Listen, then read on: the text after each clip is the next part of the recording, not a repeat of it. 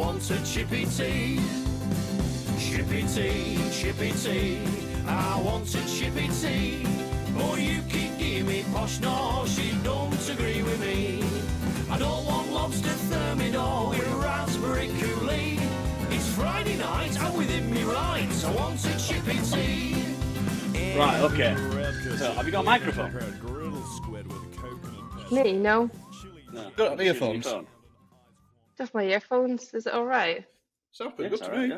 Yeah, it sounds all right, yeah. It'll do for now. No, it's fine. You really look petrified, Sarah. You're all right. Calm down. We'll go gentle with you. No, you won't. No, you won't. No, you're right. Will you, fuck? No, will we fuck? No, you're right. Right, we ready? What number is it? 41? It's 42. Well, Sarah probably does better than we do, to be fair. She waits for it on a Friday. I still don't believe anybody watches this. I think they're lying to us just to make us feel No, I better. do. It's only me, I Mum. do. Uh, I literally Actually, get to watch about 2 shows a week, and this is like one of the things I watch like every week. Well, that's 40. Bloody hell. Why did you put... What was that title of last You week's said it right episode? at the end. You said whatever the title was. It was a quote from you. Oh no, it was a quote from me. Craig. Yeah, that's what we brought up last. It was clickbait. It worked. Did it work? RJ said it was on the episode she'd watched in weeks just for that title because she just wanted to know what it was all about. Check you out with your marketing techniques. So it's 41 then. 41. 41. Hey. Yeah. Are you ready? Go for it. Right. So here we go again. Clear that frog out before you.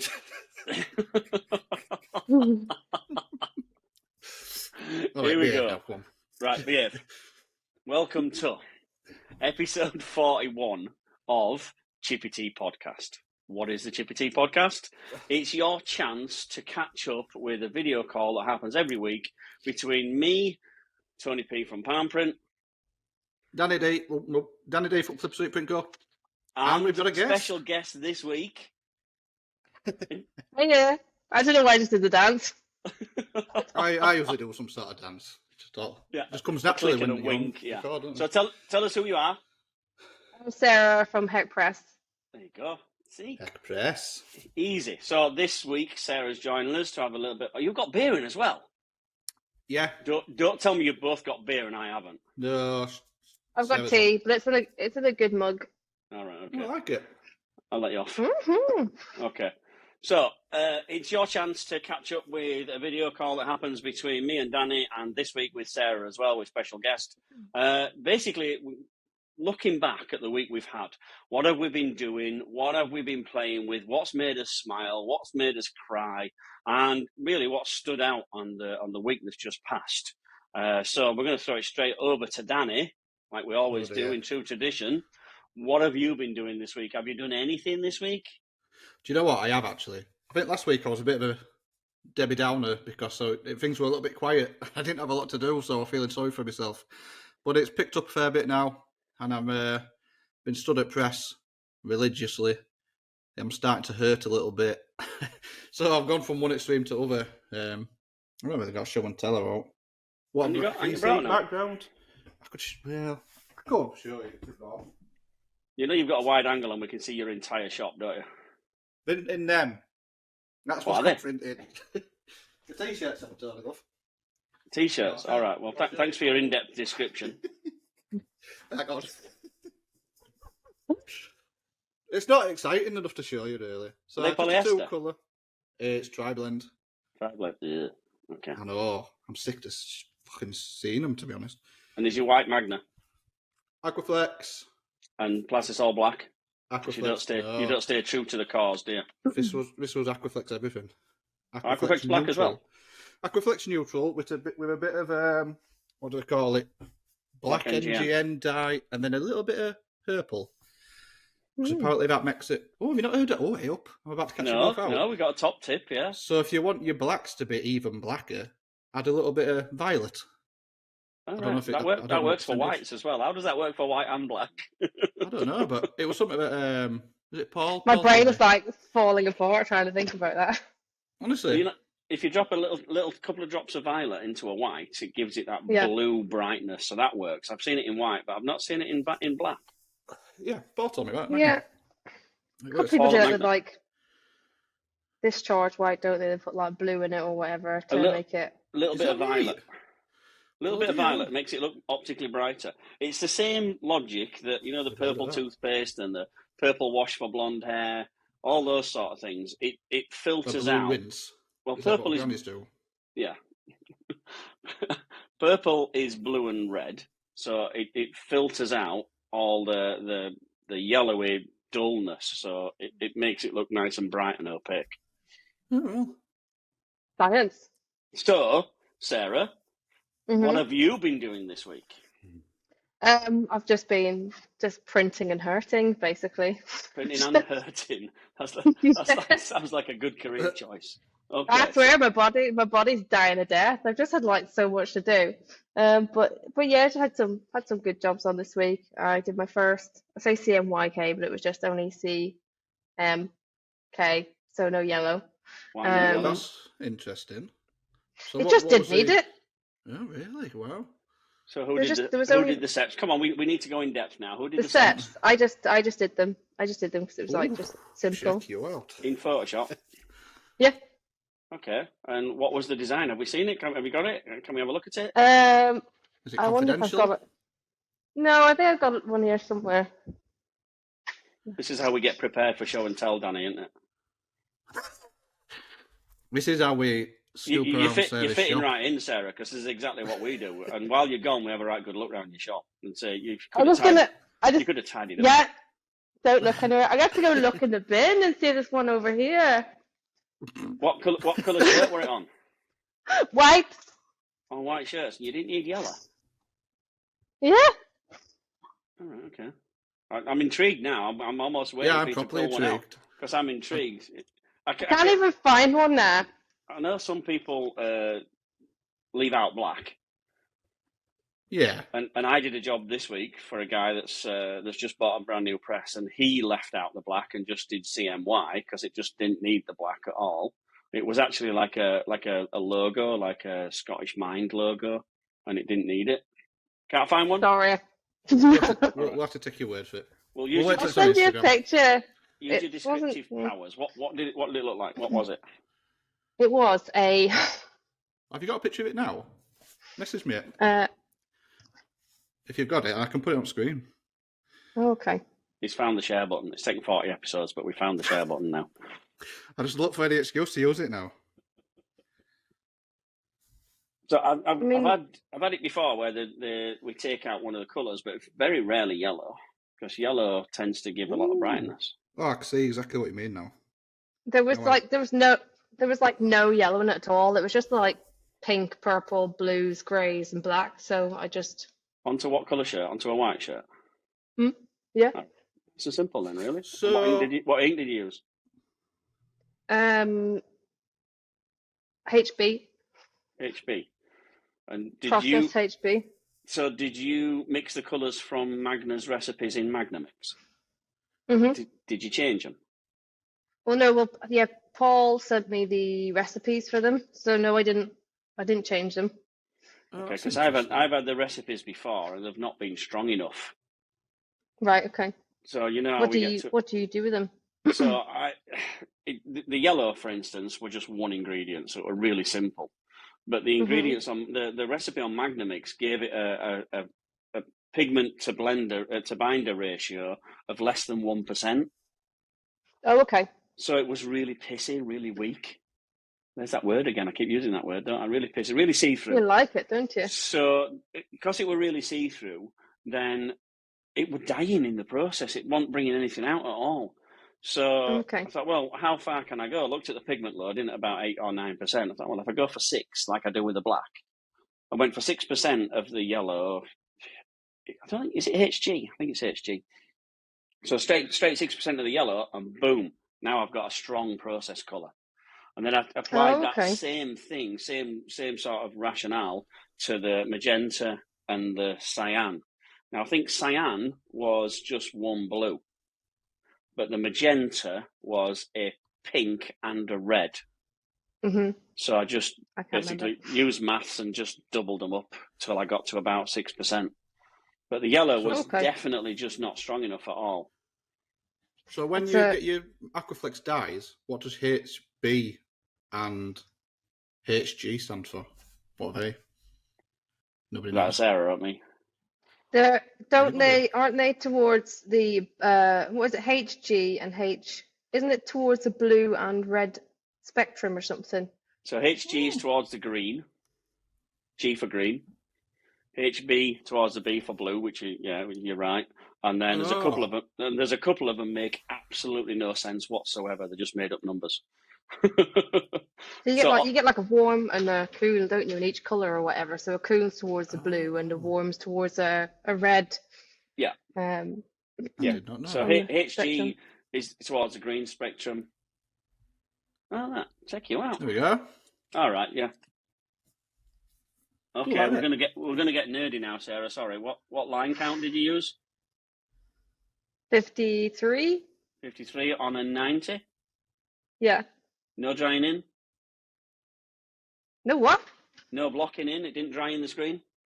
No, it's fine. I didn't. No? I don't know what people. I don't know. It doesn't. Does HB dry into your screen? No. I mean, what are you doing? What are you doing to have it dry into your screen? Going Fun out and a for- jolly. Going out for a So- smoke. Am I right in thinking that HB lasts longer in a screen than Aquaflex? I would say so. Yeah, a little bit. It's not as whether it's technically correct or not. I describe the three solids. So we've got low solids, medium solids, and high solids. So Yeah. Aquaflex is high solids. I say HB is medium solids. And I don't know if they still do the fashion base or FF. Do they still do it? I do have some. I think you can get it. It's the FF. It's the What? cheap and cheerful. It only prints on white shirts. It's really low solids, so it stays open in the screen for ages because there's not a lot of stuff to block the screen with. Whereas the top end Aquaflex is full of high solids, so its solid content is a lot higher. Therefore, it's going to dry in a lot more. More solid, less water. All right. So if there's more water, you get longer in the screen. Make So sense? I had a hack. I don't know if you're still doing this service. So if you're printing white and you might typically use Aquaflex straight out of pot, you might mix it with, let's say, 10% white HB. Is that right? I do that sometimes. Yeah, and that just makes it a little bit more printable, I guess. Yeah, I did say that to, oh, what's your fella called in Magna? The one who does all the mixing and stuff. Not John, the other fella. Paul? No, sorry, Melvin? not Paul. Melvin. Yeah, I did say that to Melvin, and he gave me a look. Oh. Yeah, I would as well. What Mm. what's white HB? Where are you getting white HB from? Are you buying that? It's just opaque, isn't it? Opaque H. It's not white, is it? It's opaque. Oh, so HB opaque, Yeah. which is basically 50-50 base and white. Oh, Okay. I see. In the very, very, very early days, back in there, shop. Yo! Opaque didn't exist. There wasn't an opaque. Everything was neutral. And if you wanted to make a pastel colour, you would start off with a mix that was 50-50 white and base. Rather than putting white concentrate in and trying to break that pigment load in, you would start off with a pre-mixed white and a pre-mixed base. Mhm. And so you started off with a weak white. And then, I don't know what happened along the way. Maybe Magna just went, you know what, we can make some money out of this. Let's sell some weak white. Let's take our normal white, base it back 50% and sell it as a product. And then they Mhm. called it opaque. So now that's what they sell as opaque. It's like 50% base, 50% white, pre-mixed. Okay. So when you're putting that in, you're effectively putting base into your Aquaflex, which could make it weaker, not as opaque, not as strong. Yeah, but It does. It does make it. Go on, you're right. Go on. I was gonna say it does make it a bit weaker. It's just sometimes it just helps a bit if you're like doing something with like loads of half tones or something, and it's so opaque anyway. If you're gonna be like hitting it twice, like print flash print, Yeah, it's like pulling can it get three away with it. times because when you're on a this isn't a minibar. Thought that was vodka then. Jeez. Cost You wheel it. for a penny. So yeah, I mean, you're making it weaker, but when you're on a manual, you can quite easily pull it three times, and it doesn't cost you any time. Do you know what I mean? Really. Just 1, 2, didn't look right. I'll do it again next, and then next time it looks all right, so you only do it twice. Then next time it looks shit, so you do it 4 times. I can't do that on an auto because I have to program it to do certain things. Sarah's just frozen with her arms in there. I've no idea what's going on. Oh, Sorry, it cuts in and out. The actual recording will be spot on. Hmm. So it's the same sort of thing. Vodka. It's not vodka. It's the same sort of thing as we're adding HB to your Aquaflex. You're losing a little bit of opacity. I think you're only losing a few %, but you're gaining a little bit of printability. But like you say, you would offset that by maybe pulling it a couple of times. Yeah, which It's the exact same thing as stepping up your screens. So I guess, like we talked about, typically if you're putting a white base down or you're just printing a white Aquaflex print flash print, you'd use a 43, but you could step that up to a 55. And what you're doing there, it's the same sort of thing. You're costing yourself a little bit of opacity, but you're gaining a crisper, more detailed, exposed screen. You know what I mean? It's that trade-off. It's a trade-off between power and detail. You can't have them both. Which one do you want? And if you've got the power and the opacity, chances are you're going to lose a little bit of detail around the edge. And if you've got the detail, chances are you're going to lose a little bit of power. And so when on a manual printer, you can quite easily hit it again, increase your angle, change your angle between your first stroke and your second stroke. Again, that's something I can't do. I have to set it and leave it. Sort of like set it and forget it. Whereas you can get a bit of feedback from the squeegee when you're pushing it. Well, you can. It sounds daft and everything, but you can physically feel. So, like you just said, you print your base down, and then that top colour, you might alter your angle, or you might put a slightly different pressure with your hands. Like you can physically feel the difference. Whereas on an auto, you've not really got that at your disposal. No, so that's you an get no interesting feedback. feature. I was about this as a feature. So if you're MHM listening to Chippy Tea, how about this little top tip? Add alternating angles. So you print your base, and then when it comes back around, let's just say you print flash printing with same screen in revolver mode. The second time it hits, it twists the angle. Do you know? So you're putting that top layer down smoother. You know? I know exactly what you mean, but now approach it from a practical point of view. So anything that's digital, I can change in between strokes, in between rotations, at any point. Anything that's analog, I can't change. So the angle is an analog setting, so it clicks into a slot. So it pulls out of the slot, clicks in, and clicks back again. So it's set. So I would have to have a motor, a step controller, a display. All these things make it more and more expensive. It's the same thing as the travel and the pressure.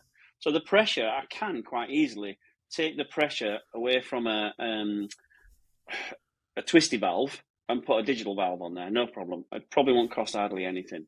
And then it becomes analog, and then I can remember it. And some heat press, I've just been playing with a Styles dual fusion thing. I know. I won't mind one of them.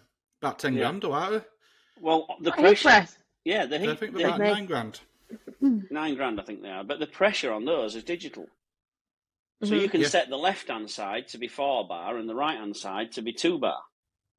Oh, okay. So it's quite easily to do. I didn't realise that. I didn't know if they had alternating pressures. Yeah, It's a bit like...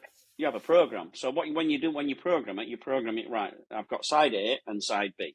So side A, I want a pre-press just to kiss it down before I put my transfer on. So side A is going to be 2 bar of pressure, hardly anything. Same temperature, so I'm not waiting for temperature to move, but I can have a different temperature. And just a 2 seconds. But then when it comes over to this side, I want it to be 6 bar for 15 seconds. So instead of changing it in between, I just write, this side's me pre-press, this side's me actual applying my transfer, pre-press, transfer. Those styles presses are so stunning. And we even have presets, so you can set various settings and then save it on your touchscreen. Yeah. And then you might be applying a certain type of transfer. You just come back to it later and just press it with a little stylus. Oh, I'm printing these. I'm printing brick. So I'll just press this setting and it's all saved. No messing about with dials. But I've been looking at... So... Do you know only downside to that? What? Some fucker always loses that stylus. Well, I'm sure you can use your finger. I mean, for £8,000, they ought to be just send you a free one, didn't they? They did, whenever yeah. you lose it. So you can get a Chinese knockoff version that people are quite fond of at the moment. I think they call it the MEM, and it's a dual press. You get it from, is it AliExpress, Alibaba or whatever they call Alibaba, it? yeah. And it's a dual press, and everybody's using it for neck labels. So I was going to get one. I was going to get one with. Well, I'm still getting one, but I was going to get one with Monster Press, and I was going to drive down to pick it up until I realised it was a 10-hour drive, and then I decided not to. So I'm just going to order it to myself. But I think you need a compressor with it. So yeah, it's you like, will do it. Yeah, Oh, it'll be a pneumatic one. Yeah, it's air driven. So the Styles press looks amazing, fantastic, but it's going to set you about £9,000. This one, shipped from China, I think it was about £900. So really, that much different? Yeah, a huge difference. I was literally looking at these last night or like this morning or something. You know, I was like, oh, just gonna like look and see how much they are. But probably at 2 o'clock this morning, like, oh, they're quite good actually. Yeah. Well, if anybody can get a bargain, we know we can get a bargain. Sarah probably get it for £30. How you find stuff, Sarah, I have no idea. I look all over for a printer, and you find two for half the price I was going to pay one. I know, I've still got it here. It's still here. I know. It's terrible. I haven't sent you a video of it. I know, yeah. I'm like waiting for it as well. And like, no, it's here. Have you still got two? My life is chaos. Yeah. You still got two Epson printers, you know, the big film printers? Yeah. The same one as mine. Yeah, same one. Yeah. There's one there. Yeah, look. You don't need So that's my... No, that one. And then that one. So no, that's the one I need to get rid of. That one? No. I'm using this one here. All right. No, so I just need to get rid of the other one. Because I found a dryer on eBay. Oh my God, you have. You're such a bargain hunter. What did you call her? David Dickinson. 3, 4, 1. Actually, you called her Bruce Dickinson. That's completely different. Yeah. So, you found yourself a dryer as well. Well done, you. All you need now is an auto. Let's go back to dryer because I want to ask you about your film printer. So it's quite a popular printer, and I imagine quite a few listeners probably have the same printer. Do you ever run into the problem where you're printing your films along a roll, and it's a gang sheet, so you've got multiple different films all coming off at roll at once, and then you go to you trim up your films, you cut them separately, and then you overlap them to check them, and then the bleeding registration marks are off. Do you run into Oh my problem? God, I didn't even know that was a thing, and it has fucking plagued me like the last couple of weeks. Do you know I set up. Do you know why it happens? No. Go on. No? So, number one, we never cross gang. So, we never portrait and landscape. Yeah, I've worked that one out. So, if you portrait and landscape, that's number one cause. Yeah. So, trying to fit a design in this little bit of space here, trying to save yourself 33p, that will probably cost you at least 2 screens. So, you didn't save anything at all. Number two, if you do a print, say in the morning, and then you realise you want to change some artwork or change something else, and you go back to you print it another day or another time, you've got drag. So the film roll is not forcibly fed in, it's dragged in on those little pizza wheel cutters. You know the little pizza cutters, little spiky wheels? So they pull the roll forward. So if the roll is full, it weighs about 10 kilos. So it's hard to drag, and it drags at a different speed. So if it's empty, or if it's emptying. So therefore, beginning of the roll, end of the roll, you'll get a different amount of spread of your design. There So you go. if you have a gang sheet of, let's say you've got a gang of 2 meters printing, Yeah. and in the first 600 mil, you've got your top 4 colours. Then you forgot about the base white. So you put the base white 2 meters further back. There will be a slight difference in the drag over a course of 2 meters. Not enough for anybody else to notice, but when printers use it and they lay the 2 screens on top of each other, that's when they realise the fucking crosses don't fit. Oh, God. And so that what you do then is you print another film. What you don't realise is that film is never going to match the first 3 because now it's 3 meters away from that original point. Oh yeah, then you end up. So you have to print them all again. Yeah. Okay. Yeah. Sarah's That's exactly what it was. I've had that problem loads. I had a 6-colour job I set up, and then I just never thought there'd be any issue with it because I just had my little Epson stylus 1500 for ages. It just prints single sheets. Never had any issues with it at all. Great. Very slow, but great. And so I got this and brilliant. But then the first 6-colour job I did, I was like, what the fuck? I'm going mad. I'm going completely mad. And I get it on the press, and I just couldn't get one of the screens lined up. And I was like, oh, that's strange. And then I keep trying to print it, and it keeps coming out wrong and wrong and wrong. And then I had a job last week with a new roll. And I swear to God, I did 5 sets of screens for it. And it was that Twickenham job that is my arch nemesis as well. And so, yeah, it just seemed to go on and on. So I was told a little trick about it, which was to put a line down the bottom of the paper, which kind of forces the printer to print the whole line, so to print the whole page at the same speed. It's got to go through. So that may have worked, or it may just be it's got to. It's already, sense. That totally makes sense. bombed. So there's no clear space because it'll move clear space faster than print, which could make it slide. That's a good idea. I'd not heard of that before. Top tip from Sarah. Accurate. And not a tip from me. I got it from somebody else. Well, that's what all our tips are like that, to be fair. That's what we do. We sort of we claim everything as our own anyway. It was Chessie. Asked Chessie. She's like the queen of. Oh, that's it. Cut it off. We're done. We're done. Out. I'm out. Thanks for coming on, Sarah. Bye. You're allowed to lie. The lie. So accurate. Yeah, it worked. So what's the matter? No, it's good. It's a good tip. A great tip. It's a great tip. It worked. Have you had any problem getting ink? Or are you putting all black in it?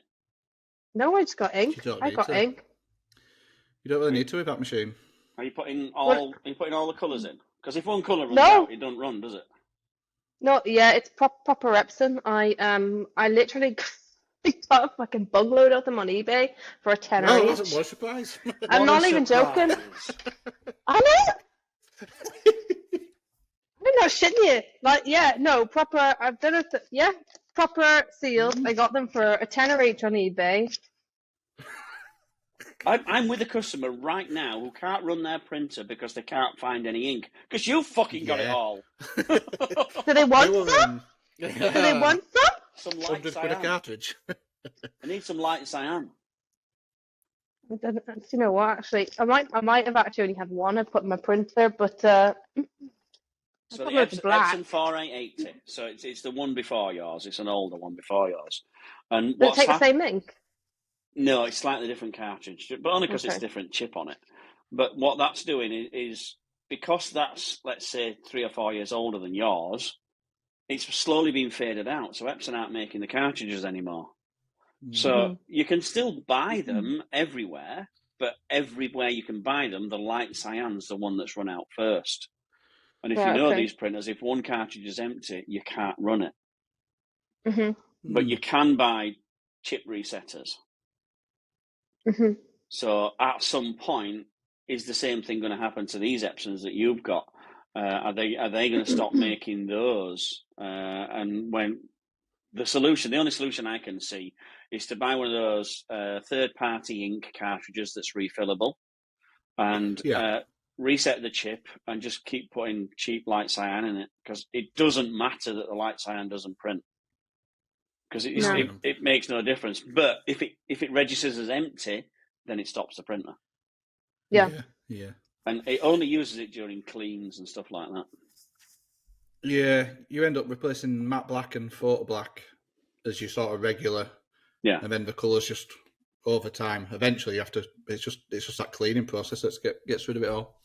So this place where I'm at actually used it as a A3 colour printer to do visuals, to do mock-ups.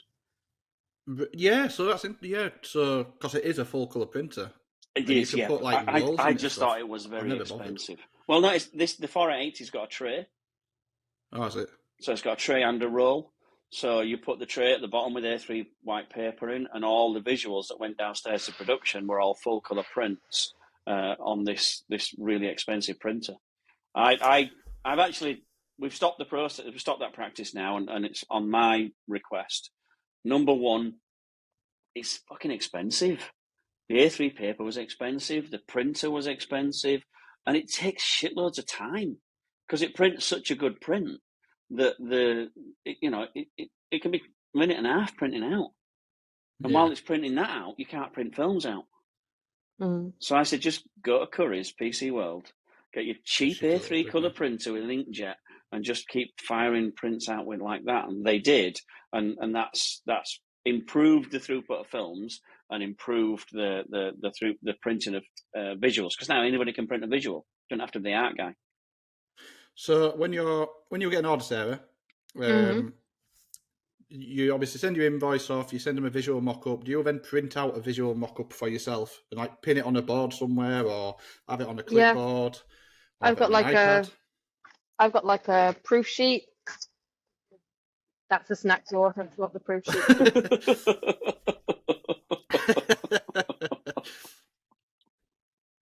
Yeah. All right, you can't tease us with a snack drawer and not tell us what your favourite snack is inside. My favourite snack? Well, it's not in there because I've eaten them all, and it's Jammy Dodgers. So. Jammy Dodgers. Yeah. No, I've got like a. The colours are all fucked because I use my A3 Plus printer to print these out now, and I was running it all black, and I've just got no ones in. But yeah, I just do a visual and print out, because otherwise shit goes wrong. Yeah, you have to do, don't you? You almost have to check it like 7 times throughout the process. But lots of people are going paperless now, and just replacing that printout that you've got in your hand with just an iPad that you bring up a PDF. Could you do that? Yeah, I could do that. Or you're more of a visual person. You've got to have it in your hand so you can put it in that pile, put it in that pile, put it in that pile.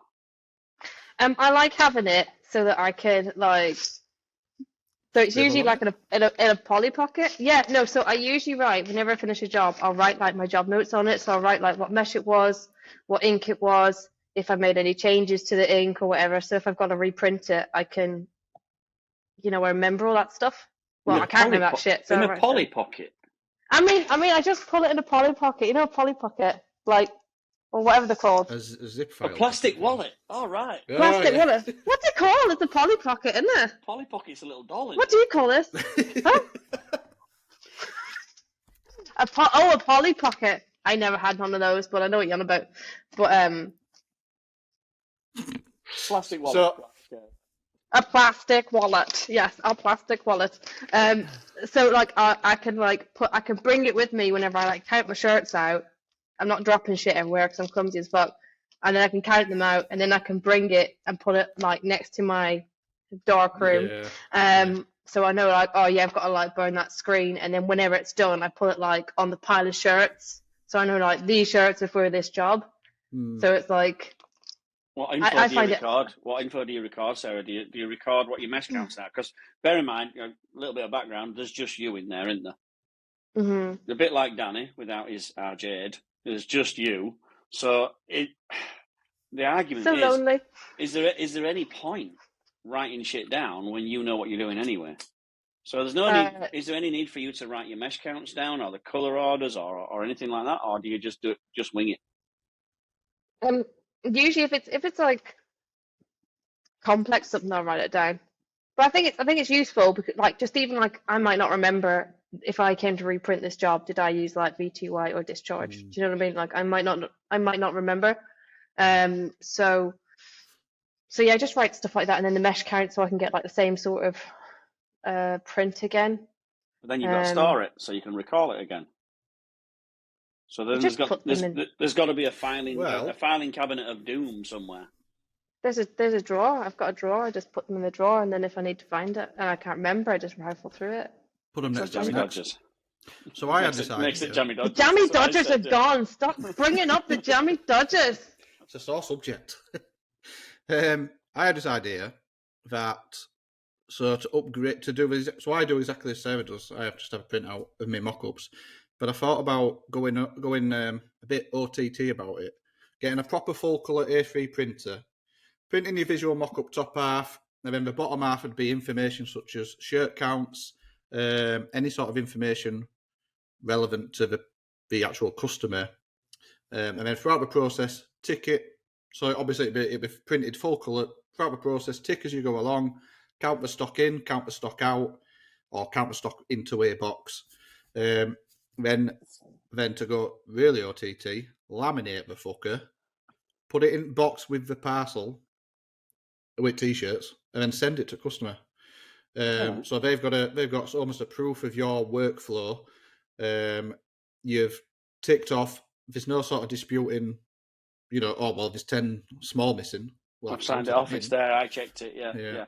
I like the idea, but do you have the fucking time? It's a bit OTT, isn't it? No, but do you know what we think about it?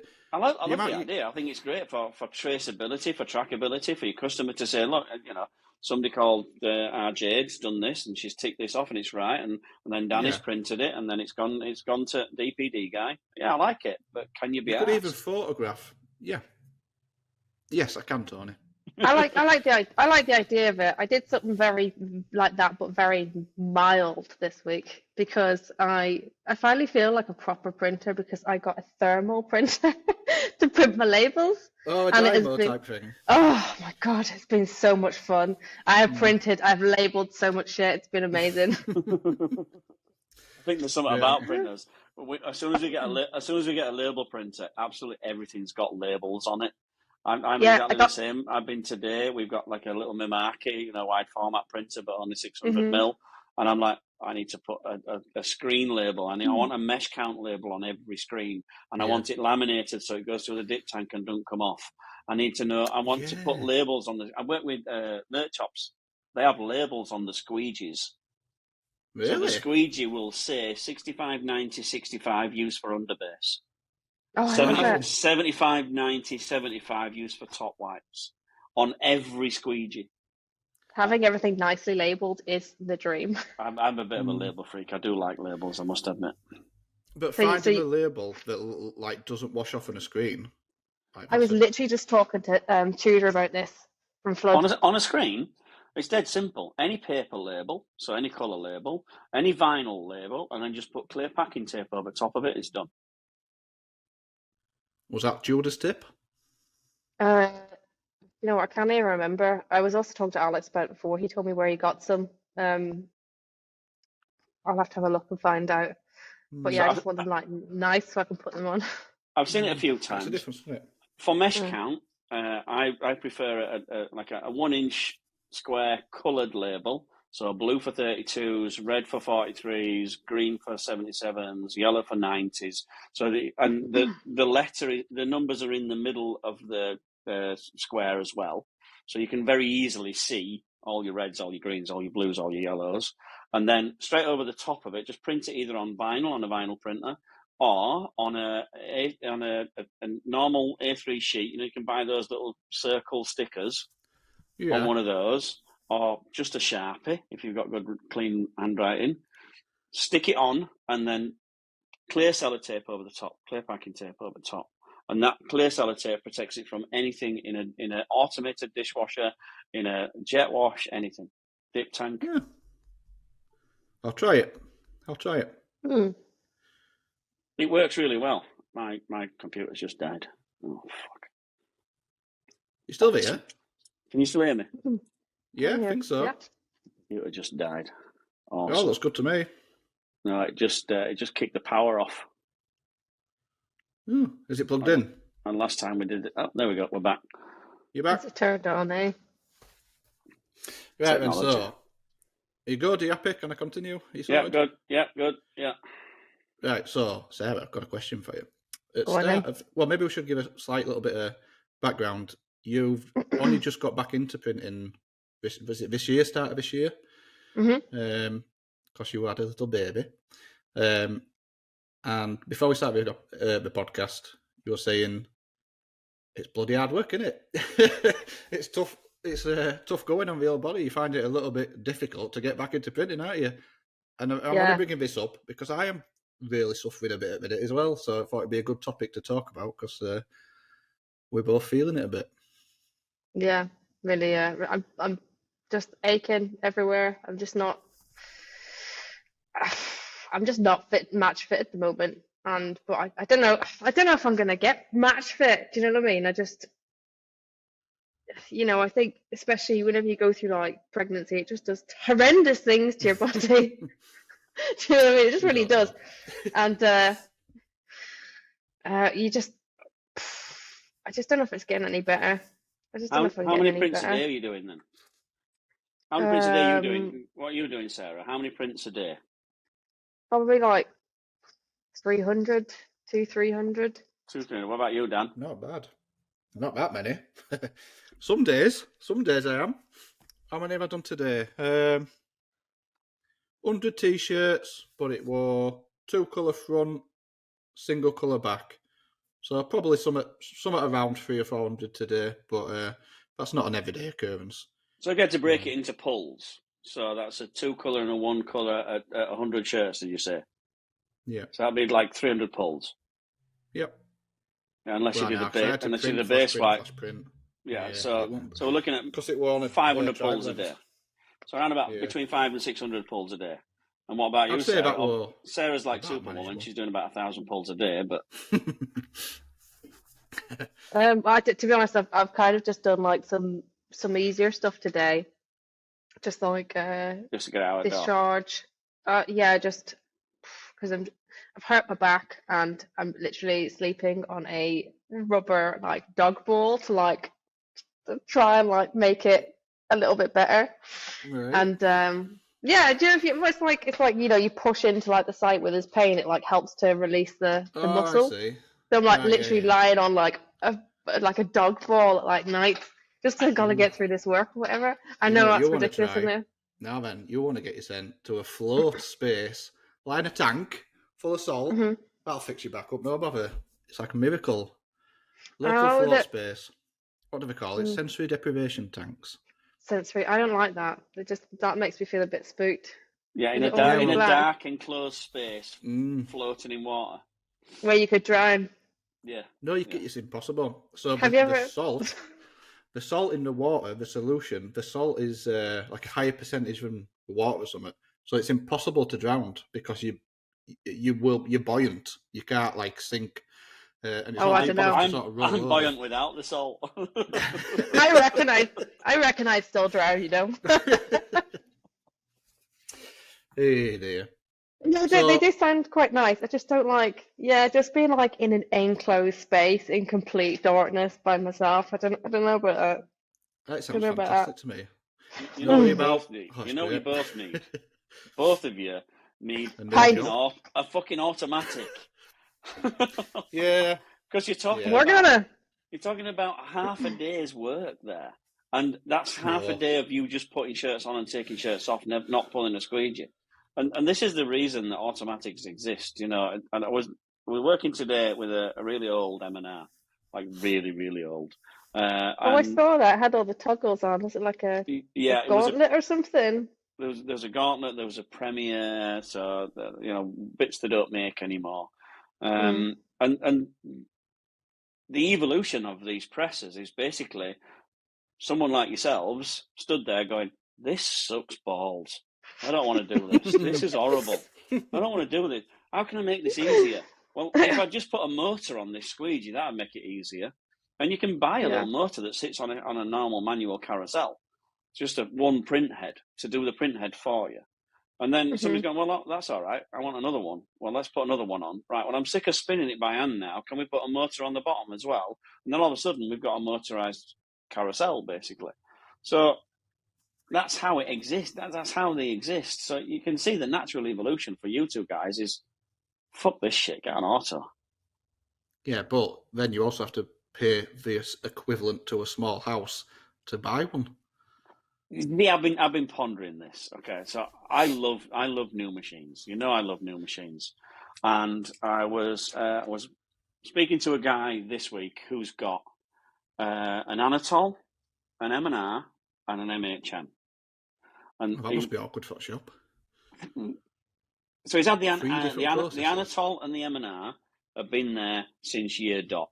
They are older than my anything, and so. I'm looking at him like, well, they've done the work. They've worked hard. And then, so he's gone and he's got himself a second-hand and MHM. So I'm really nosy. I'm like, okay, give me a clue. How much is a second-hand MHM? Because I'm pushing these machines all the time to go, you know, you can pick up a second-hand one, get a used one. You don't have to go for a new one. Fucking second-hand one were over 40 grand. I know. What? I know. And I'm like, Jesus, they're not as cheap as I thought they were. So And I've got some prices on some recently, and yeah, there's a spectrum there. There's definitely a spectrum, and the one that I thought would be the cheapest was not. well, I this might have made had me the look. same revelation, you know, very recently. This So made me I look expected at second-hand ones, at used ones, and I'm looking at this Anatol. So this Anatol I've not seen much of before. I don't hold Anatols in high regard because I've been spoiled. I get to play with all the nice, best toys. So I thought, all right, we'll leave me ego outside for a little bit. Let me have a look at this Anatol in a purely analytical point. And I'm thinking about you two when I'm doing it. I'm like, okay, as a first machine coming from a manual, is it that bad? And it wasn't. No. And one of the best things about it was it only had one open space. Yes, it's perfect for a one For For a solo single operator, yeah. Now, for me, if it weren't for talking to you two guys and people like you, I'd never advise somebody buying an automatic to buy one with only one open space, because you're never going to get your 3,000 to 4,000 pieces a day out of it that you're going to need to get out of it. No. But listening to you two guys, you don't need that. You just need an easier way of producing the same amount of work you're doing now. Yeah. And then working out how to get more and get more and get more. And then your second machine might be the all singing, all dancing, goes and makes you a coffee and gives you an espresso. But in the beginning, the Anatol with one open space and a very similar chop squeegee, open clamps, and very little compressed air and high motor drive because everything's pneumatic. Yeah, it would have worked. Would it have been hard? Yeah, it would have been harder than buying a new one. It would have been a damn sight easier there than pushing a squeegee all day long. It's a common theme you hear a lot from the American shops, and I think it's a bit similar to what we were touching on last week. You'll hear them go to a press like you just described, a one-man auto, basically. I've only ever seen one more of those. I've only ever seen two brands now that are a one-man auto. All right, well, a small auto, and they regret it instantly. They think, oh, why did I go for 8 colour? I should have gone for 12 colour. And bear in mind, this is stories you hear from the American shops. And as we said, we think they sort of grow a bit quicker than we do. But for me, I can't see. To me, I just want to just get an auto, but one-man operation, and then see how we get on. What would you buy, Sarah? Do you have a particular brand in mind? What would I buy? What would you buy? What would your configuration be? Ideally like an 810 or a 910. A 910? I don't know if I've heard of him. Yeah, well, Rock do a 910. So Rock do one with the one space. This is making a one space, isn't it? One operator, one on, one off. And I'm seeing more and more as I go around shops, smaller shops. The old days of putting 3 and 4 people on a press, you can't fucking afford it. With an average minimum wage of, 11, 12 quid an hour, you can't afford to have £30 an hour sat in wages just watching it go around. So you've got to give sort of almost each operator a press and say, right, okay, I'll accept you're going to run slower, but you've got to keep it running all day. It doesn't fit with my old version of how shops operate, which is 3 operators, maybe 4, and constant production, because that sort of work's not there. That calls for jobs over 100 pieces every time. Mm-hmm. And if a job falls below 100 pieces, it becomes inefficient because I've got 3 people, 2 of which are just sat watching one guy work. And don't forget as well, those type of machines that you're talking about, like for me and Sarah, I mean, for me, I would have to find a big space. I know you've only just you've just moved into a new bigger space, but you, I assume, like me, you want to fit as small an auto into as small a space as possible to keep your overheads down, because you only have to go up, a few shop sizes, and you're paying thousands of pounds a month out in rent and bills and all the rest of it, and those are going sky high now. So is it almost a safer, better tactic to just squeeze as much into as small a space as possible, keep your overheads to as minimum as possible, just because that's just because of the way things are going? It's such a high risk. It's so much higher risk than it used to be. What's your carousel now? What? How many colours have you got now, Sarah? It's a cruiser. Go on. Go on. Bring it on, bitches. Go on. Just a fucking cruiser. Have you only got a fucking cruiser? I got a fucking cruiser. What are we going to do about it? What have you got, Tony? Fuck all. No debts. Oh, dear. So how many colours? 6. Okay, so do you ever get any requirement for more colours, or have you got fear More of than missing 6? out? Yeah. Do you think you're missing work because you can't do more than 6 colours? Other than taping the fucking screen down the middle and putting red on one side and green on the other. Well, no. You're looking like I've never done that. Yes, you fucking have. We know you have. Have I ever done it? I don't think so. I wouldn't have ever done it successfully if I had done it. So, no, because if I had a job that was 7 or 8 colours, I know somebody who's got an 8-colour press who could do it. Do you know what I mean? Like, I could send it to Alex or whatever. But then you're losing money, though, aren't you? Well, but a little bit. But I'm playing devil's advocate because I always suggest to people, don't buy a bigger press, give the shitty jobs to someone else. If I couldn't do it, and I can just pass it on. So it's the same now. If a band comes to me, or whatever, it's like, oh, like shit, like we need these shirts for like this festival next week. So and so has given us your details. Like, can you do it? I'm always just like, well, probably no, but I know somebody who can. And why does it matter if I just sort out the job for them? They've got their shirts for their show. It's not like they're not shit like you might get from some other places that are. Oh, I thought you wouldn't name somebody. Awesome. I thought you were. I wasn't going to go over here. Maybe a bit knuckly. Like just. Oh, they're not so good either. I don't really see them too often, to be honest. I think we probably blocked them. Lots of bands use them, and oh my god, it's just I'll even start. So do you remember? Remember when I upset an entire screen print group by saying that people, and mainly you, to be fair, by saying that band shirts are printed in the garage. No, but like bands typically.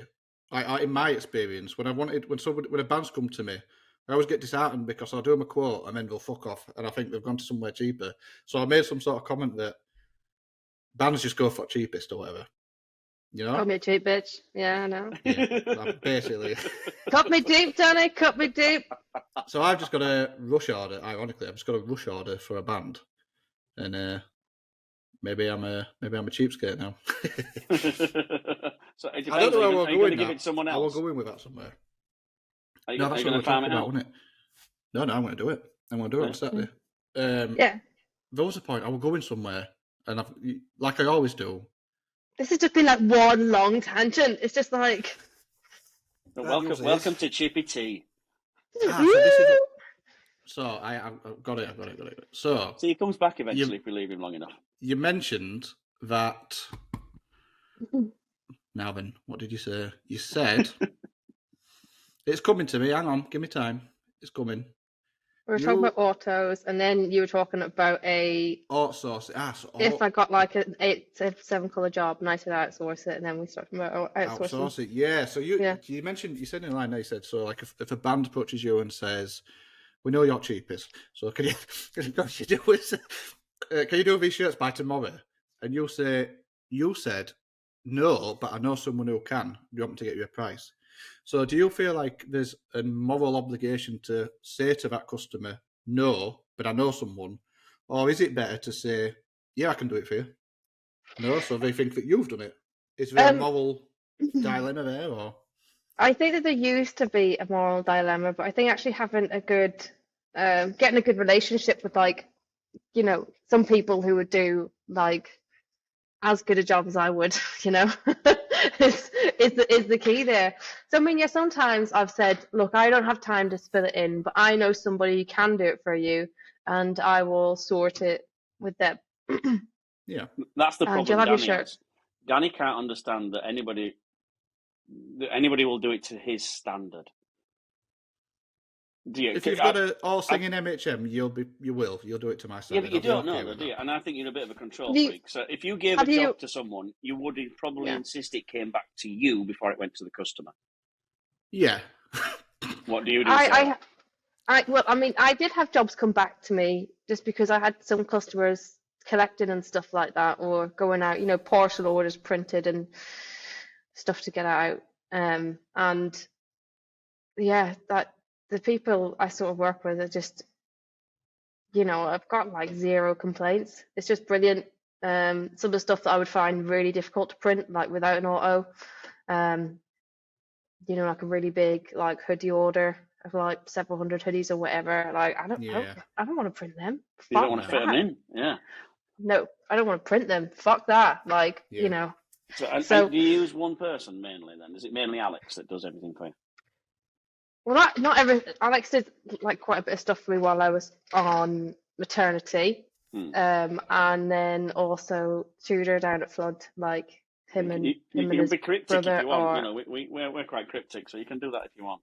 No, Tudor and his brother Morgan down at Flood are amazing. Tudor was here yesterday actually, so he came in and had a look at my little workshop and helped me, like, comfort me about the fact that I can get an auto in here, and the dryer that I found on eBay.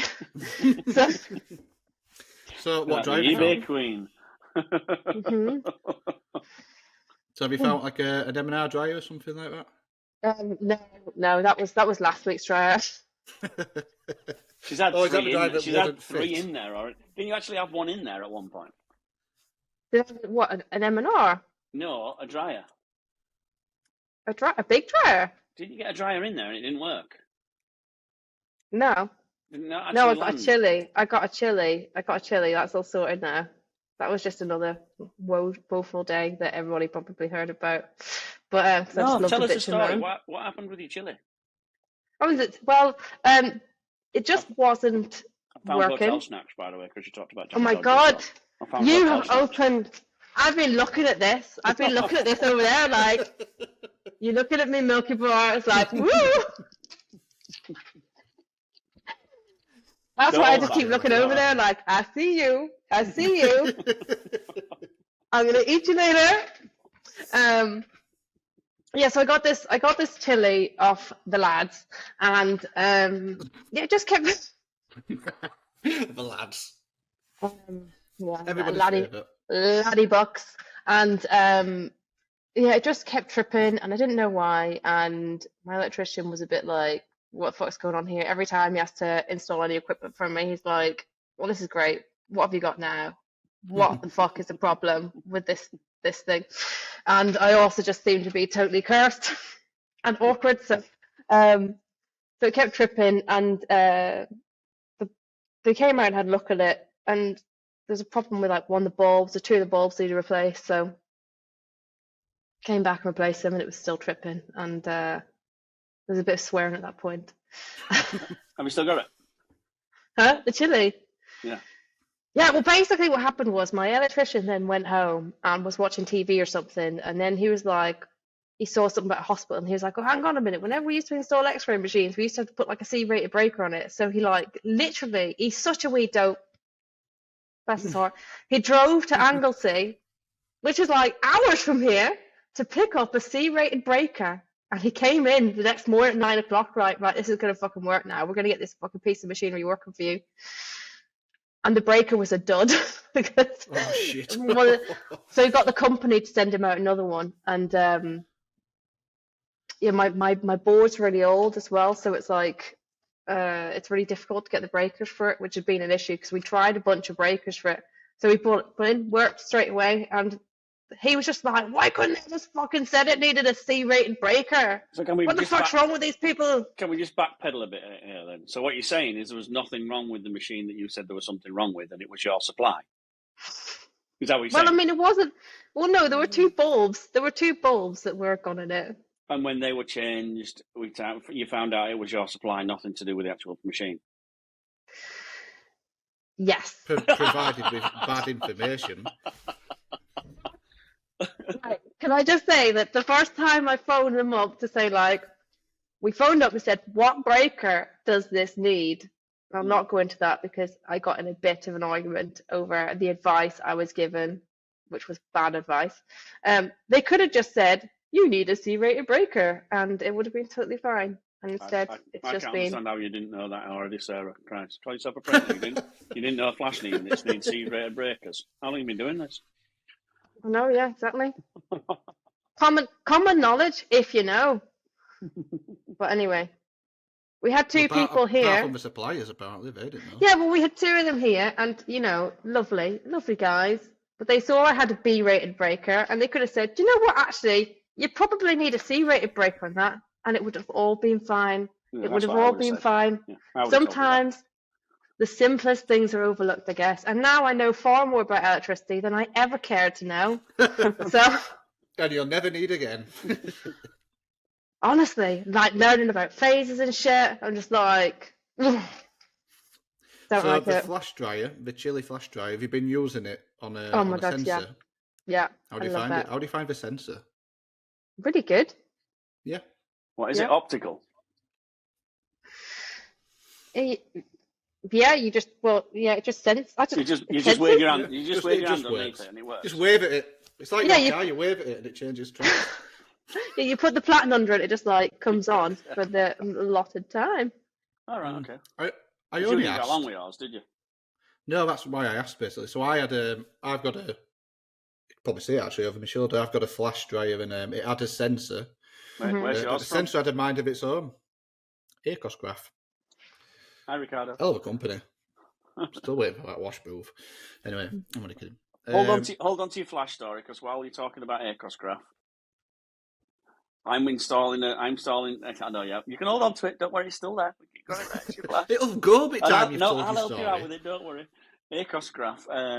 I'm installing a little CTS system, or helping install a little CTS system down at this place where I am, and I've seen these units for the last 6 years, and they come with an exposure unit built in, like a tabletop exposure unit. But you pull down the drawer, put the screen in, close the drawer, and it exposes. No vacuum, no light. Cool. You don't need it with CTS. And I'm looking at it, I think, well, I've played with these for ages. Have you just opened the Milky Bar?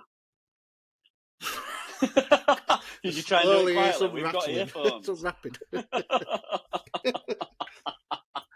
And while I'm looking at this new unit, all of a sudden I go at the back of it, look at the electrical requirements, see whether it needs a C breaker or not.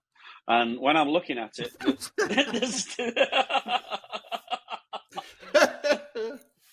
the stamp says made by She's off. made by Acosgraph. So I've been using these units for the last God knows how long, 6 years at least. Thought they were made by another company, and as it turns out, our mate Ricardo makes them all in UK. He gets about Ricardo, you know. He makes a lot of machinery, doesn't he? It does, yeah. So the flash unit that you've got had a sensor on, but you didn't like it. Why? And mind of its own. So you'd swing the you swing a pallet underneath, and sometimes it'd go off, sometimes it won't. Sometimes you'd be sat on computer and it'd just randomly turn itself on. I like how my shop didn't set on fire over those. See, I've never heard that. Actually, it was nearly a full year. Now it could have been your a shop setup might be issue. haunted. Well, it could be that. But I Please. had the fella who I bought it from come down, and he had a plate because I thought I've just got this set up wrong. It's just how I've got it positioned, and it just needs a bit of tweaking or whatever. And it probably still would to be there, but he couldn't work it out either. So, like you say, it's probably just an haunted shop. So anyway, I elected to stick a pedal on it.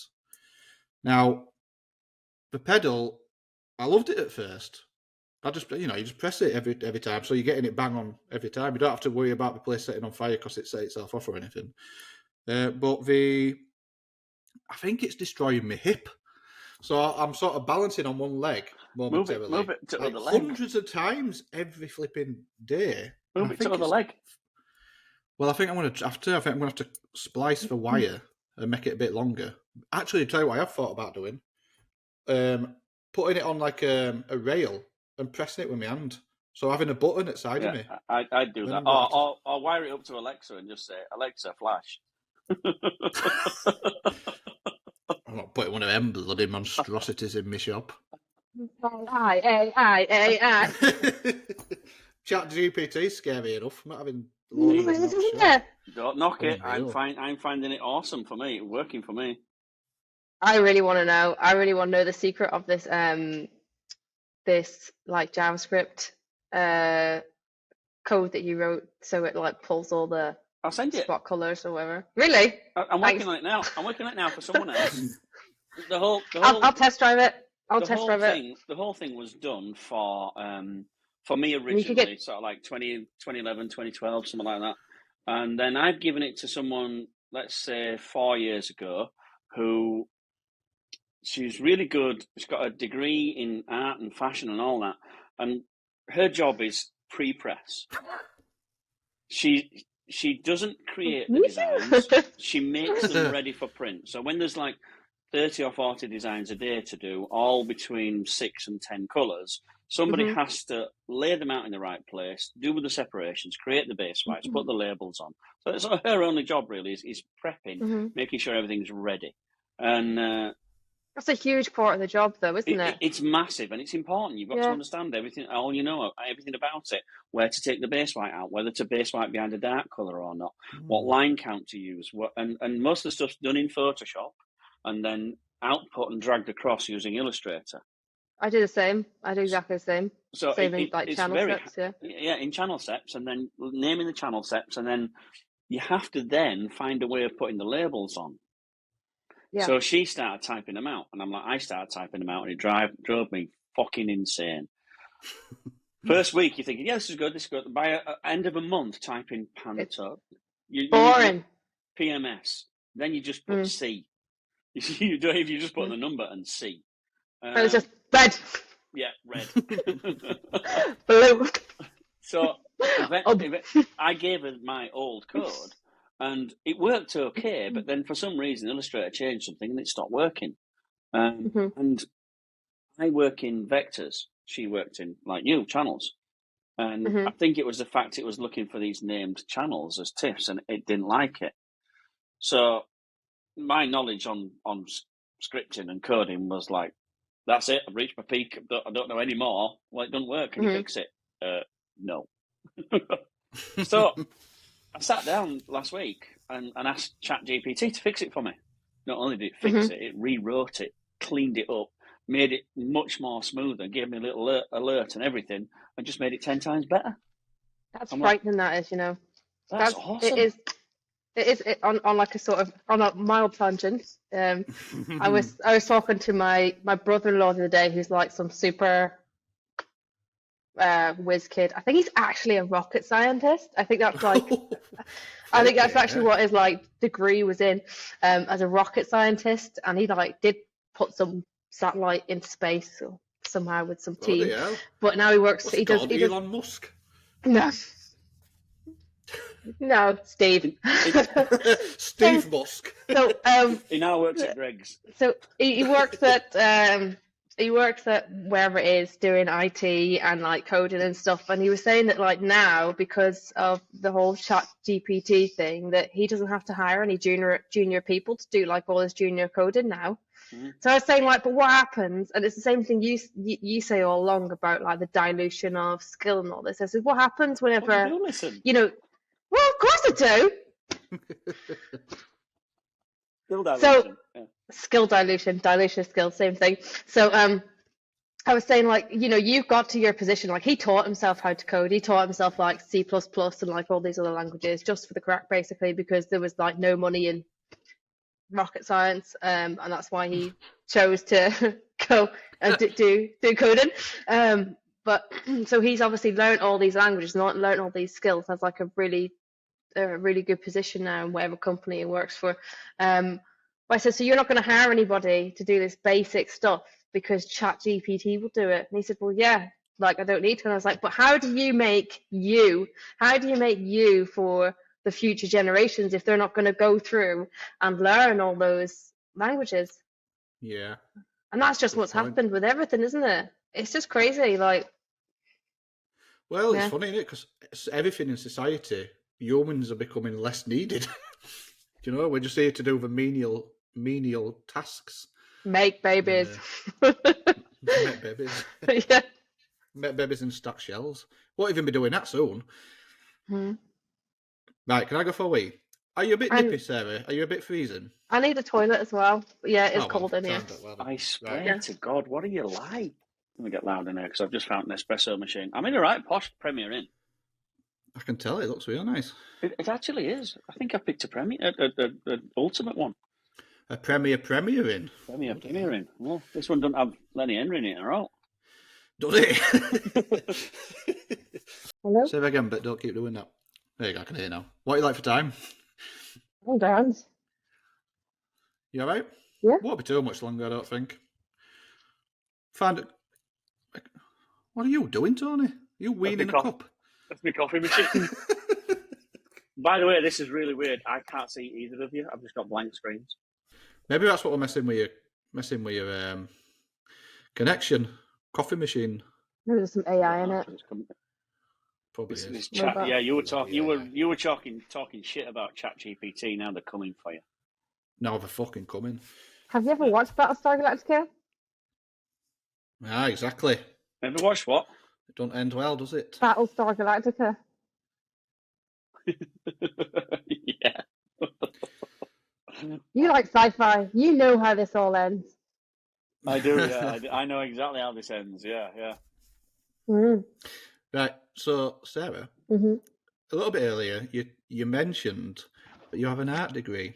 So I know at the start of the podcast we said we won't go into the backstory or anything too much. We'll just have a chill chat and just see what comes up. But what did get you into screen printing? You did an art degree and then thought, how can I make some money with it? I think my husband been on tour and he came back with some posters from this really awesome, what are they called? I can't remember the name off the top of my head, but these pair of lads from this band who just print posters, and I just thought that's really cool. That's what I want to do. So I just went and bought a press from a service station up north. Not a female then. A service. And yeah. Yeah. Mine just sells porn mags and Honestly, diesel. it was fucking weird. Yeah, this guy had like a restaurant by a petrol station, and he also had this screen print press, and it only had 3 arms. It would always like swing around and like hit me in the head. It was really terrible. And then I got another press, and that was equally terrible. And then I got a cruiser, and it is, Fantastic, best press you ever had. It's great with my cruiser hammer that came with it. Dunk, dunk, dunk. Actually, that's... Well, you sent me you didn't send me a picture, did you? I think you put a story up of your M&R hammer. So you brought... Yeah, you brought that up with those, Tony. I thought it was a joke. People actually do tap the screens. So many people messaged me being like, oh my God, I've got one of them too. Yeah. Bloody hell. You have to have one of those because it don't work without one. I wouldn't dare. I thought it was just you being like, I've just lost being funny. everything. But What's going people on? actually. There we are. Oh my God. Has it got a name? Huh? I feel like I should give it a Reggie. name. Reggie. You told me we were called Reggie. Reggie. Yeah. Reggie. Mhm. Right, Tony. Hmm? Do you want to come back in and out or something? Yeah. Then you can actually see what's going on. Yeah. You do that. Come back in and out. Bloody useless. That's what she said.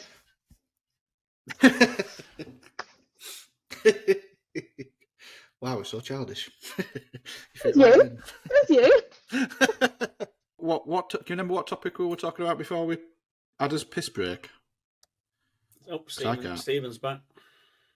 Can you hear him? Yeah. Hey, Stephen. I've never said hello to him. Tell him I said hi. He's not real. We just make it up.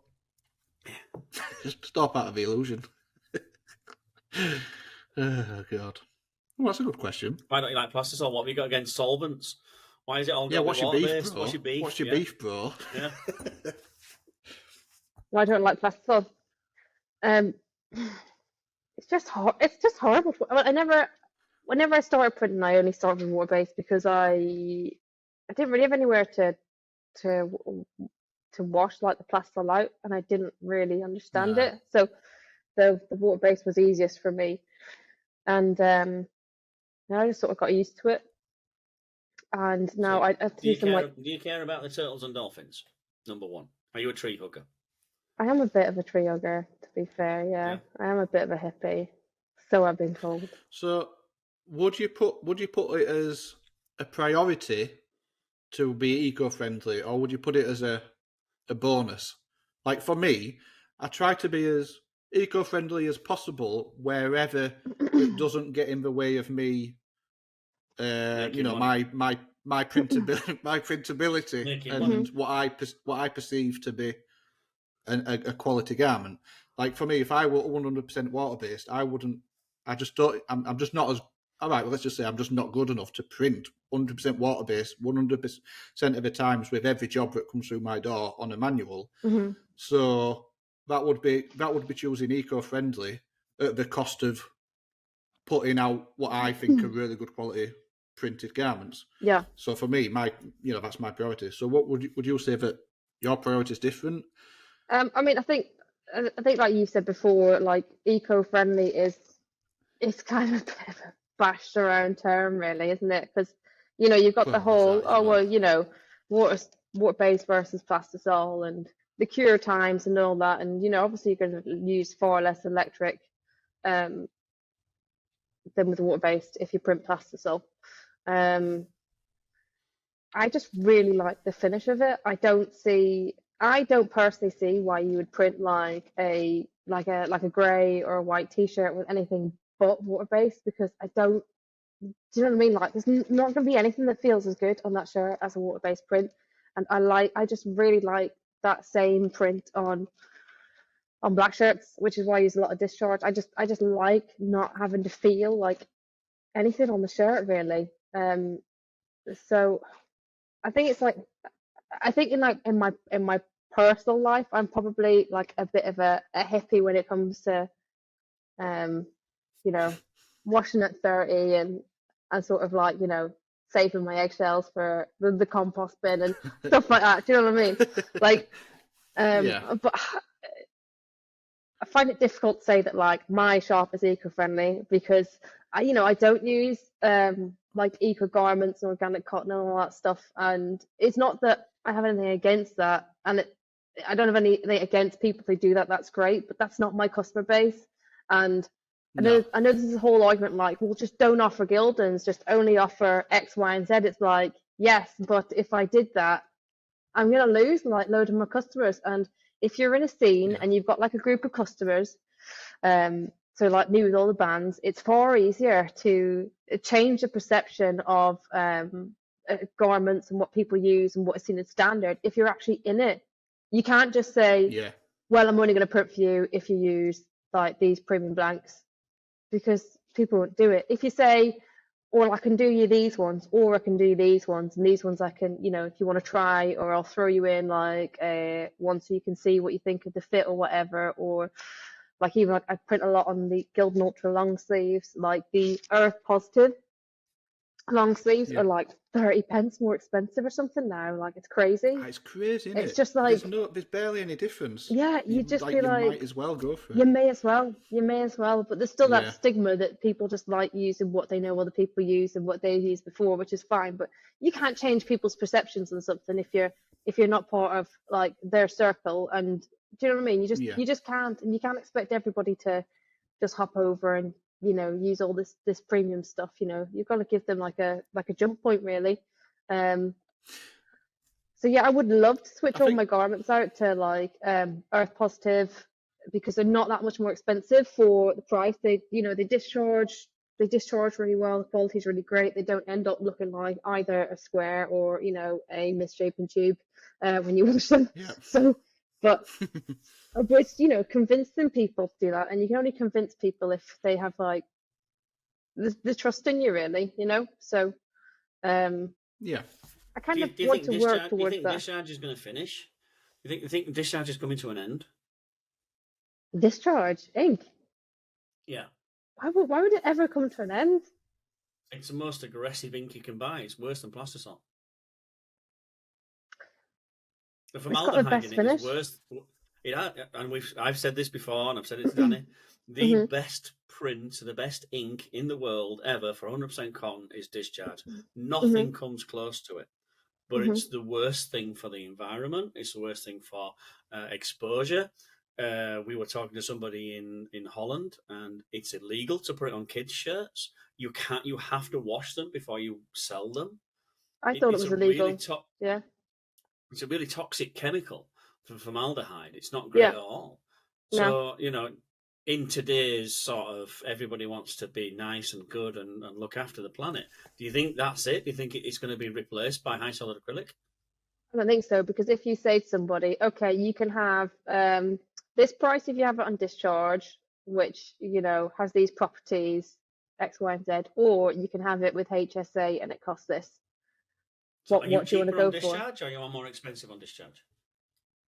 Well, I mean, usually if it's just white, I'll just like print flash print. Yeah, you got to remember that like the majority of my jobs are discharge. Are they? Yeah, because I'm printing for bands, and that's just sort of like what they Yeah. like. And I print a lot of Gildans, and they just discharge like really super well. So yeah, if I was doing like obviously if I'm going to do like something with an underbase, that's like 2 screens. But with discharge, I only charge for 1 screen. All right, So okay. So, but from an environmental point of view, there is more waste associated with discharge because you have to throw the ink away. There is mhm, more electricity used to cure it because we're at least mhm, 2 minutes in the oven, two and a half. So yeah, it's not the most environmentally friendly way to print at all.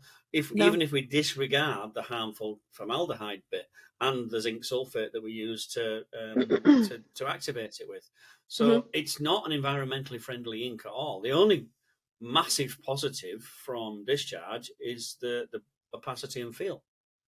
yeah, Other than that, everything else about it is negative. yeah, You see, So that's why I personally, see it going down. There's people like yourselves who are real. I'll guess. Tell me if I'm wrong, because it's a complete guess. 80% of your work will be on cotton, black or dark. So mhm. it opens itself up to discharge massively. Oh, like Discharge becomes your like default. 95% of my work is on black. Like if I get So that white makes you shirt, a I get a bit freaked real out. exception. That makes you a real exception. Like, Because don't get it really, dirty, don't touch it. it's a black shirt, white shirt. God, what's he doing in here? No, move it away from the Milky Way. We'll get stained. Literally, if I put white shirts, I've got to get so freaked out by them, because I don't know, they just attract dirt from like the surroundings. So the majority of the industry Mm, about 10 years ago moved towards athletic wear, mhm. stretchy polyester, man-made fibers. They don't discharge. So what Yeah. was the premium suddenly went, ooh. And this is why we've got HSA. Now with HSA, Mhm. we've got less waste. We don't throw it away at the end. We did get a No. question on the server. Do you remember? Do you think it'd be a good idea to put something in the ink to neutralise the smell and the reactivity of it, so that we could reuse it as a Oh, I could have read that out. as a fast fashion? Sorry, You stole his tidbit now. we do it all. That would be one note. Jesus. So this is a question asked by somebody that should we have an additive to put into the ink to, once its activation period is finished, it's still really a printable paste. Can we do something to make it a printable paste? And I know print it people who onto still white print shirts? it. Yeah, but It was a whole conversation, wasn't it? it stinks. They Though. were saying that some people leave it in the pots for, I think, didn't someone say even up to a month? Yeah. Because obviously the manufacturers will say 8 hours, I think it is. 8 hours. Yeah. Mm. And the colour changes. But after 8 hours. It still Right, discharges, but the but- colour changes. If you're trying to match colours from yesterday to today in the same pot that you've had They're open, different. you're Yeah. gonna You just get got to a test it, shade don't difference. you? You just have Yeah. to test it and see whether it'll be working or not. But it's not the most environmentally friendly ink, really. I don't think- Like I say, the only good thing about it is the feel and the opacity. I don't think there is such thing as an environmental ink, because it's all made of I would agree with that. it's all made of solids. I remember I used to know this printer, right? And we fell out, but anyway, on their Instagram, they called screen printing a plastic-free process. I'm like, you fucking shitting yourself? Like, plastic-free? There's plastic in everything. You know, there's plastic in your Yeah. emulsion, there's plastic in your inks, your spatula's made of plastic, there's plastic on your Yeah. The tape. screen's made You know of, what I mean? plastic. The screen's made of bloody plastic. Everything is made of plastic. And to say it's a plastic-free process, it's just one of those things. You can say whatever you want on the internet. People see the tagline and go, oh, it's plastic-free. Oh, it's eco-friendly. Oh, it's whatever. Turtles and You know, dolphins. you just have to like, Taglines, isn't it? you just have to satisfy. I don't think there's any environmentally ink. I think that you just have to satisfy yourself that you do. I have seen the best that I you have seen some can. different ink, vegan and drinkable, and I've told the story before. I've got a guy that printed with wine. Printed with wine. Yes, so it was for a shirt that like a girls' night out shirt thing, like a celebration, and they wanted the shirts to smell of old wine, hopes and dreams. So made some winey ink. I mean, So there's it some. basically thinged up the ink, the wine, and printed with it. And there are some vegan ones around as well, some vegan inks. Well, some of the Magna stuff is vegan, isn't it? But I mean, it's just all a bit mad. It's just everybody's just trying to like put these tags on everything to get an edge. And really, you just gotta do. It's a selling point, isn't it? It is just a selling point. You just gotta do a good job and believe in your product. And you know, you shouldn't have to say that we're vegan or you know we're this No. or we're that. You should just be able to say the work is good. You know, we printed it this way, You and get what you're bloody given. It looks Yeah. awesome. Yeah. I don't know. I like. See, Sorry. you're all right. I'm used to it now. I just done it all episode. I'm getting used to it now. I blame I like the it use- on the dwell. It's fuck all to do with the dwell. I wait till he starts talking and just jump in. And he's fucking cut me up. There's, When we were sat in pub, it see, I was always the same used- thing. Yeah, so I used to think it will lag, but it turns out no, it's just on It's purpose. just the knob. So I think maybe what a more sensible phrase, a sensible keyword would be environmentally conscious. And I think Yeah. you know, if you can be conscious about the products you're using, use as eco conscious as possible. If you can use cleaning products that are not solvents, I think you get a lot of soy-based stuff. If you can use water-based a lot things, of citrus-based Yeah. stuff. the more you can do, you know, just be conscious of it and use as much as that as you possibly can get away with without compromising on your print. And at one point, I think I had that exact phrase in my Instagram bio, eco-conscious. Yeah, Or I maybe think- I had it written on my website or something. I got rid of it eventually because I think It it was a bit became borderline misleading, you know. right.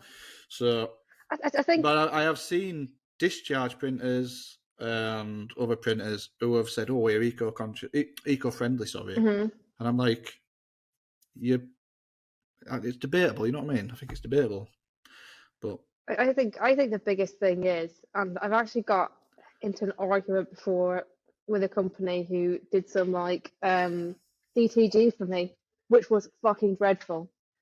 And I literally said to them, I was like, you know, these have been made and put through the supply chain, and they've come to you, and you haven't even given the due diligence to like check that it's printed properly. You know, like this garment has come all the way around the world, and now it's just going to go in the bin because you haven't done your job. And I think yeah, whenever you're talking about being eco, whatever, it's like just try not to waste shit. Try and do a good job. Try and yeah, make a shirt that people are going to wear and want to wear again. Make sure it's like the shit doesn't fall off. And I mean that's like the bare minimum that you should be doing, isn't it? That is the bare minimum you should be doing. Just make a fucking yeah, be paid to make a product. Make a good product. Don't just let yeah. these And things quite go straight often, in the that's bin. the part that's overlooked for these selling key phrases. That is You know? that is the bottom line. That's the most important thing. It's not plastisol, water-based, discharge, whatever. It's just like make a good product that doesn't go in the bin, that hasn't just been a Less complete waste to get it from A to B. That's it. Normally, And I get on like it. I get on a soapbox normally, but I'm pretty sure you were stood on a soapbox then for a little bit. what's a soapbox? What's a soapbox? It's when you stand and make your point. All right, yeah, it just I does can my see smoke coming out your ears. it does my Yeah, I know tits in. you, It just you're really really fired does. up there. It, Good, it good, so good. so 'Cause annoys me. the whole ink thing is bullshit. You know, high solid acrylic. Well, what's the A? Acrylic. Acrylic, What's acrylic? plastic. There you go. So I've been using plastisols with no plastic, no PVC, no nothing in them for a couple of years now. But they don't get any sort of like publicity in that. Oh, use this because it's great. It's got no phthalates, no PVCs, nothing harmful, zero discharge to waste. But nobody's interested in it because it's 80% more expensive than the shit we're already using. So no, you're all right, thanks. I know it's good for everything, but fucking hell, it's expensive. I'm not having it. So I mean, you it asking. doesn't really matter whether it's water-based or solvent-based. If you're, like you say, if you're putting it in the bin or if you're using loads of electricity to cure it, you know, you've got fucking Chernobyl at side of your print shop just to fucking fuel your dryer, then what's the point? There's no point having an ink that smells like fresh berries. Fuck that. Yeah. I mean, you're asking like why I don't like plastisol, and I mean Yeah. the baseline is that I've never really used it, and the times I have used it, it's been fucking horrible. It's like I just I don't see why you had a gold plastisol, and I tell this story to other people. a gold You had plastisol. a plastisol, metallic gold. Grey. No, Was it metallic gold? I've got grey. I've got a Did white you get sub it from and a... Pyramid or something? It was Tell the I'm sure story. it was Tell either me the metallic story. gold or metallic silver. Just tell it and she'll just nod and say, It yeah, was that one was of me. those. And you actually rang me up and went, what the fuck is this? How the fuck am I supposed to print with this? How do you clean it up? How do you pull a squeegee with it? I fucking hate this. I'm never using this again. And that were it, but we're gone in bin. Done. You showed me a picture. I'm sure you tried to clean it up with water or just a rag. I can't remember.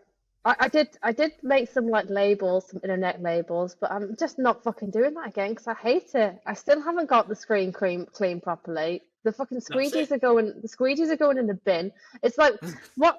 Why would you? If you can? I mean, people go on about like water based and how difficult it is. It's like, have you actually tried it? Because it's so fucking nice. It's like having to clean plastisol. It's like, do you know what I mean? It's like using a fucking. It's like trying to clean like a bloody frying pan that's had like a week worth of sausages in it. Do you know what I mean? It's just like you just can't get that shit off. I don't know. I just don't like it. We just use really harsh dolphin killing chemicals. Yeah, That's the trick, basically. Yeah. Cellulose thinners. Yeah. No, I've had my tipple with plastisol now. I've had it. And that's I'm it. just getting You're my. done now. Yeah, I'm gonna get my internet labels printed with somebody who knows what they're doing because I just fucking hate it. I can't be arsed with it. I could do I think water-based. sometimes it, That's it. yeah. I think sometimes it falls into.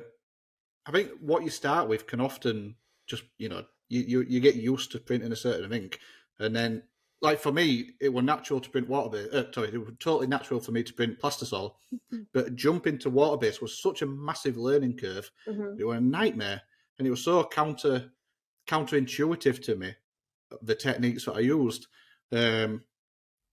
But then you're just telling me the exact opposite story. You start with water-based, and plastisol is just so counterintuitive to you.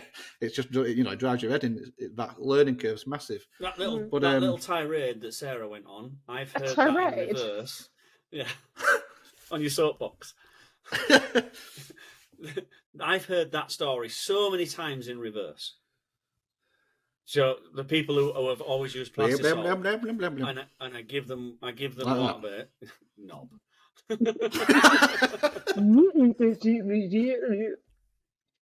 I just wanted to contribute. I swear to God. So I've heard that story from people who use plastisol, and I give them water base. I say Magna Aquaflex V2 white. Try this; it's fucking awesome. And then a week later, they go, "How the fuck do you do with that, Tony? It's still in screen now. It's still on my squeegees. How do I clean it off? What's the deal?" And it's not really that it's difficult. It's just that you don't have the ability, or nobody's showing you what to do with it. If I walked in with a tub of cellulose thinners or white spirit from B&Q and said, just use this instead of the Jif that you're trying to use now, or Fairy Liquid that you're trying to use, then you'll see it's really easy to clean up. It's just that it stinks and causes cancer. Other than that, it's easy. Everything causes cancer. Rocks cause cancer. Yeah. If you look on Google, you'll find it all causes it, doesn't it? So, Sarah, you're Irish, but you're also living in Wales. That's interesting, isn't it? Do you want to know a fun fact about Wales? No. Have you... No, not really. No idea. Go on. Why have I never thought of saying no? When they I ask know. me stupid questions about Stuttgart having steps, I've never actually thought of saying no. This is turning into my least favourite episode. Don't be Alex. It's your favourite. It's your favourite. Oh, dear. So, have you ever been, whilst living in Wales, as you do, have you ever been to the Heinz Baked Beans Museum? No. What's No. that? So the Heinz Baked can't say that now. The Heinz Baked Beans Museum can be found on Port Talbot and is owned by the self-named Captain Beanie, the captain who legally changed his name from Barry Kirk. Once set a world record for sitting in a bath full of beans for 100 hours, and he thought he enjoyed the process so much that he's going to turn his flat into a beans museum. Is There you that go. an That's a actual fun little fact? tidbit, wasn't it? Yeah. That is a fact. Actual fact. Do not advise you Google it, but I am telling you it's a fact. Captain Beanie. In the bath with the beans. Yeah. I'm definitely going fact. to Google that now. Probably don't. So, can I give you a screen printing fact? Please. So, Go on. here we go. Would you like to know, or do you know, what the most expensive T-shirt ever was? Don't you dare Google it, Tony, because you're reaching for a phone. I can fucking see you. The only one that springs to mind is that fucking Victoria Beckham one that really got me mad about a year and a half ago. I don't know this one. She had a white, about 400 grand or something. straight white T-shirt with a black print about that big, and she was charging 99 quid for it. Or 299 quid, sorry. 299 quid. Not for even a close. white T-shirt with a black print on. I wasn't annoyed that she was doing it. I was annoyed that I hadn't thought of it. Yeah, but you're not Victoria Beckham, so you couldn't have sold it that much anyway. It's only because that lighting's not right when that's right.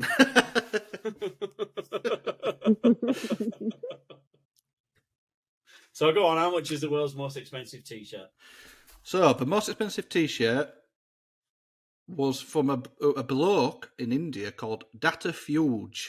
Datta Fuge, or as he is more affectionately known by his mates, R. Craig, shocked the world when he took fashion and flamboyance to the next level with his A-W-E. What? Isn't it ironic? His I can now awe. pronounce my H's. AWE AWO. or Inspiring Gold. Yeah. Or inspiring. Yeah. T-shirt. And made entirely out of gold cloth, sewn in Italian weave, as well as a soft velvet lining to ensure the top was easy to wear. So the shirt took 15 days and 16 people to make, weighs 3.3 kilogram, and cost a whopping, you ready for this? 250 grand. 250 grand I'd ruin it in for washer. a T-shirt. And he probably can't even wash it. No, I'd ruin it in washer. And he had to hire a security guard to follow him when he wore shirt. So I'm going to show you it, bloke. I'm going to show you his shirt because I've worked this out now. You just love sharing now. Sharing's caring for you now, isn't it? Here's our Craig. Craig. Not the Craig. Not that Craig. not Tony's Craig. Not Tony's Craig. This is our Craig from India. I think I'm shirt. with our Craig next week. Oh, God, that'll make an interesting episode. It won't. It really won't. Wow. Has he popped up on your screen yet, our Craig? Yeah, yeah. Oh. Yeah, Look at that for some bling. That's crazy, isn't it? That's a lot So of here's where gold. It's a lot We of can gold. see all your other open tabs as well, by the way. That's disgusting. Sorry. So this is where Granny dwarfs. Well, here's where we all grew up, Tony. No, never. This is where the story takes a dark twist. Okay. To ruin the mood, I'm going to read an article that I also discovered. So here he is, our Craig. So our Craig from the Pune, I guess Pune is where he's from, businessman who came to be known as a gold man after he was photographed in an eye-popping pure gold T-shirt, etc., etc., was allegedly beaten to death in front of his son late last night. 48-year-old activist of the Nationalist Congress Party, dragged out by his car by a dozen men, stabbed with a sickle. I don't know what a sickle is. Really sharp. And pounded to death with huge stones. How bloody awful. Bit grim. It's nice and of there's you a to quote. bring up a happy story for us. Yeah, we can finish that. Yeah, can't we? well. So here's a quote from his son. I bought biryani and was returning home when I saw them beating me fat. He probably wanted to call me. That's probably why. That's one of the reasons I read you, just to say that joke. So yeah, there we go. Fun fact of the day. Awesome. You happy with that? Cheers. Is that good for you? Yeah. Well, Are we done? 1 hour 52. I think that's been a good. Have a we good touched episode. on every possible topic? I think so. Record. Just about. Yeah. We've not had Sarah's backstory. Right, Sarah, you've got 20 seconds to give us your backstory, right quick, from beginning to end. Got an art degree, decided to become a printer. Got an art degree, was a teacher, teaching assistant, became a printer, got pregnant, hates her life. Yeah? Was you a teaching assistant? Mhm. I never knew that. Really? What, like a primary school? No, secondary school for naughty kids. Oof. Yeah, GCSE Bastards. GCSE kids who were just the ones who got pregnant, took drugs, started fires. You know, all those lovable creators. God. She feels so at home with this podcast. I'm going to say. Keeping two unruly teenagers in line. All right. Go on then, 20 seconds. Go for it. I think we just Full went story. through it, didn't we? We Yeah, can't. I did, but to be mine were fair- a guess. So, were I right? Yeah, I did an art degree. I'm a painter, fine applied art, oil painting, and then I was a picture frame for 8 years. I initially thought about opening a picture frame shop, but I didn't want to work for 6 days a week, lol. So I decided to be a screen printer instead, and now it's slowly taken over my life and all my money, and I accidentally have this business, and I'm obsessed with it, and that's about it, really. Same. Did it? See? How can we make that into an episode? Right, Tony, sign us off. It's been ever such a lovely time having you on the episode, Sarah. We'll have to do it again one day. Yeah, you know, it's a Aw. regular thing now. So every Wednesday, get yourself some more Jammy Dodgers, some Milky Bars, and a beer, a nice Guinness with a little sort of like fruity top. I nearly did that, you know. I went to the shop to get one, but they didn't have any. I was fuming. I Oh, wanted to if- get some Guinness and some blackcurrant. And If you have me on again, I'll bring some Guinness next time. Well, it's been lovely. I feel very special being chosen as your first Yeah, you're the guest. first.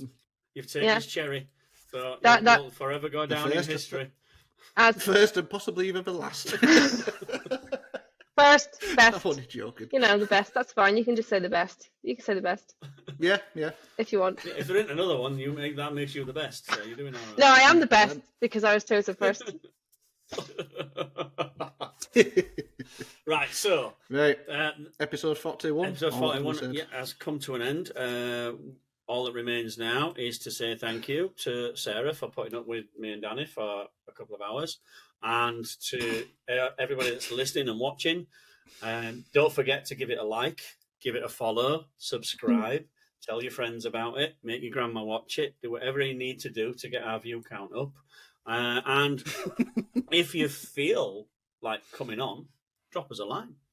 Can you beat Sarah? Are you better than Sarah? Don't say that. Sarah's not going to feel special then. I don't want to be beat. Number one, bitch. I'm number one. You'll always be number one now. So, You can have my job. listening to us on Spotify and watch us on YouTube, and drop us a comment, drop us a like, and all it remains to say now is, I was going to kick this Sarah. off. Sarah, have you been practicing? Sarah, Today. It's all I'll give right. it I'll 6 sit out it. of 10. Ah. Not bad. Oh, I'll sit it. Ready? I'll sit there. Go on. Go on, Sarah. I'll sit it. Oh, I'll today. There you go. That's better. bad. That's Not better, bad. yeah. Not bad for a Welsh Irish person. Right, so I shall see you later. I don't want lobster thermidor with raspberry Kool-Aid. It's Friday night, I'm within me rights. I want a Chippy Tea.